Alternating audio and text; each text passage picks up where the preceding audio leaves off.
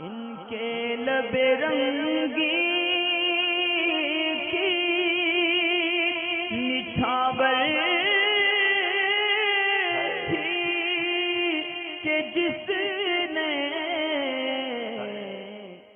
अच्छा, एहसान भाई हैं, इनका सवाल ये है कि घर में कोई सामान वगैरह जब इनसे मंगाया जाता है तो इसके बचे हुए पैसे ही रख लेते हैं बग़ैर बताए, तो उसका रखना जायज़ है या नहीं। इन्होंने मिसाल दी है दूध की कि अगर दूध मंगाया जाता है तो अगर 2 किलो दूध 84-85 रुपये का भी आएगा तो इस सूरत में अगर 10 रुपये 20 रुपये बचते हैं या कोई सामान 90 रुपये का आया और उसमें से 10 रुपये बच गए तो ये 10 रुपये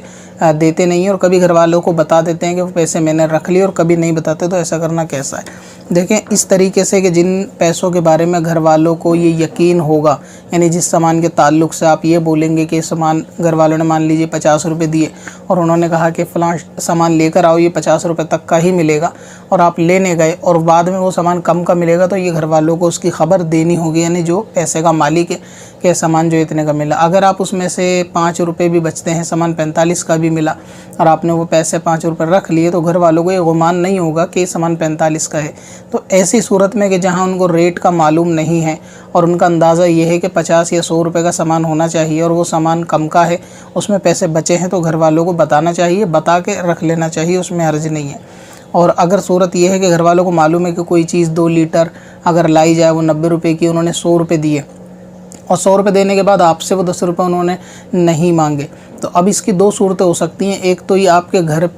के उर्फ़ के हिसाब से हो सकता है कि छोटे मोटे सामान में अगर पैसे बचते हों तो बच्चे ले लेते हैं और उनको मना नहीं किया जाता। दूसरी सूरत ये हो सकती है कि देने वाला कभी कदार भूल भी जाता है पैसा वापस लेना बेदिहानी के तहत। तो बेहतर ये है कि हर सूरत में बता देना, हर तरीके की जो है वो फ़साद से बचने का सबसे बेहतर तरीका। अगर सामान 90 रुपये का आया तो आप उन्हें बता दें ये सामान है, जो पैसे बचे थे तुमने रख लिए, तो इस तरीके से बता सकते हैं। और अगर ऐसा है कि आपके यानी इतने कम पैसे रखने में घर वालों को एतराज़ नहीं होता और उमूमन आपके घर के उर्फ़ में भी है कि अगर सामान मंगाया जाता है तो वापस पैसे बच्चों को दे दिए जाते हैं, यानी अक्सर दे दिए जाते हैं। तो अगर ये चीज़ उनके इशारों से भी ज़ाहिर है, मसलन ये कि एक बार सामान मंगाया 4-5 रुपये बचे, आपको दे दिए कि चलो रख लो कोई नहीं, इसी तरह अगली बार मंगाया फिर आपके कुछ पैसे बचे, उन्होंने फिर कह दिया रख लो कोई नहीं, तो इसके बाद ये आपके जो है ना आदत के अंदर घर वालों की शामिल है कि अगर वो कम पैसे बचते हैं तो वो आपको दे देते हैं और इस बात को कहते हैं कि चलो रख लिया करो। तो इस सूरत में फिर बार बार उनको बताना नहीं, क्योंकि ये अब इनके जो है ना कॉल से